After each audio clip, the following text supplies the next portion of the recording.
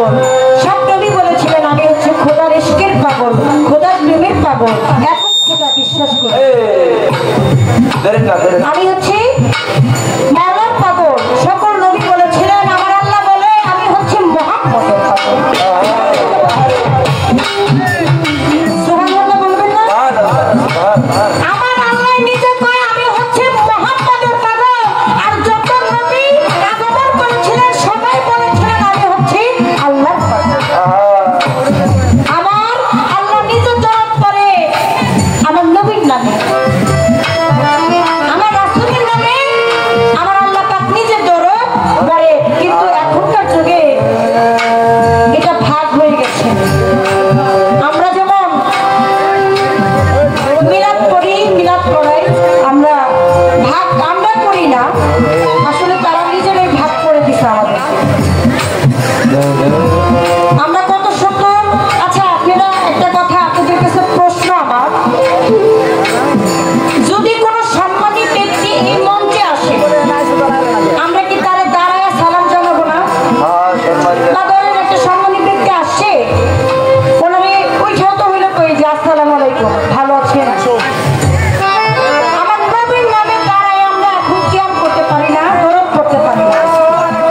মিলাদের মধ্যে আমরা যে দাঁড়ায় নবীকে সালাম জানাই, এটা বলে তারা বলতেছে যে এটা ঠিক না। কিন্তু একটা সম্মানী আপনার ক্ষুদ্র জ্ঞানে বিচার করেন, যদি একটা সম্মানী ব্যক্তি এখানে আসে আমরা তাকে সম্মান হিসাবে তাকে সালাম জানাই দাঁড়াই।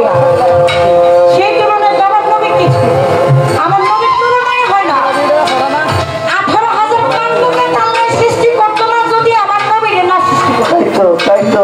আমি আপনি এই দুনিয়াতে আসলাম, নবীকে পয়দা করতে, নবীকে সৃষ্টি করতে, এই কারণে আমরা দুনিয়াতে আসি। এখন না আমরা মিলাদে দাঁড়ায় অনেক সময় যারা এখনো অনেকে করি, যেমন আমার বাসায় যদি কখনো মিলাদ করাই আমি ওরকম হুজুরি আনি যে যারা দরদ করে, নবীকে সালাম জানায়। ইয়া নবী সালাম আলাইকা, ইয়া রাসূল সালাম আলাইকা, ইয়া হাবিব সালাম আলাইকা, ইয়া রাসূল সালাম আলাইকা। আহা, শুনলেই পরাণ জড়িয়ে যায়, শুনলেই হৃদয় ঠান্ডা হয়ে যায়। নবীর নামে কত সুন্দর কিয়াম, কত সুন্দর করে। কিন্তু আমাদের কিছু মুসলমানের মধ্যে আমাদের কিছু ভাইরা আছে এটাকে ভাগ করে দিচ্ছে যে আমরা মাজার পূজারী মানুষ, আমাদেরকে বলে আমরা নাকি মাজার পূজা করি। নাউজুবিল্লাহ। মাজার কিভাবে পূজা করবো বাবা? মাজার কি পূজা করার জিনিস? ওলি আউলিয়া এটা আমার দ্বারা আপনার দ্বারাই সৃষ্টি হয় না, আল্লাহর দ্বারাই সৃষ্টি হয়।